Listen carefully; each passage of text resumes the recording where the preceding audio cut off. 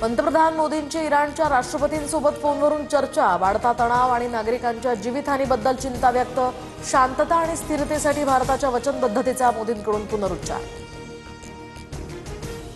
हॉर्मुझ सामुद्रधुनीचा मार्ग बंद ठेवणार, आमच्या टार्गेटवर फक्त अमेरिकेचे एअरबेस, मुलींच्या हत्येचा बदला घेणार, इराणचे नेते मोस्तफा खामेनींची ट्रम्प यांना धमकी.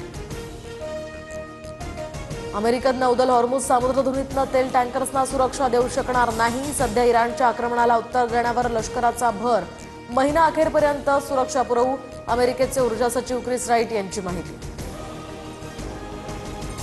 राज्यभरात गॅस सिलेंडर मिळवण्यासाठी नागरिकांच्या रांगा, पुणे नागपूरसह प्रमुख शहरांमध्ये नागरिकांच्या लांबच लांब रांगा, सिलेंडर मिळवताना ग्राहकांच्या नाकेनऊ, संतापही व्यक्त.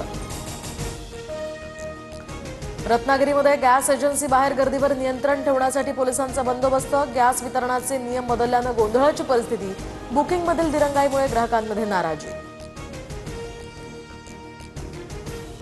गॅस अभावी मुंबई महापालिकेच्या 5.40 लाख विद्यार्थ्यांची मध्यान्ह भोजन योजना संकटात, गॅस पुरवठा खंडित झाल्यानं पालिकेच्या विद्यार्थ्यांना फळाचं वाटप. दरम्यान आजपासून शाळेमध्ये भोजनाऐवजी फळं मिळणार. युद्धामुळे भारतात एलपीजी गॅसची मोठी टंचाई, घरगुती गॅसचा पुरवठा प्राथमिकतेनं करा. गॅस टंचाई संदर्भात मुंबई हायकोर्टाचे राज्य सरकारला निर्देश, तर 17 मार्चपर्यंत जबाब नोंदवण्याचेही निर्देश. इराण अमेरिका युद्धाचा आजचा 14वा दिवस. आतापर्यंत इराणमध्ये 1350 जणांचा मृत्यू, तर 17,000हून अधिक नागरिक जखमी.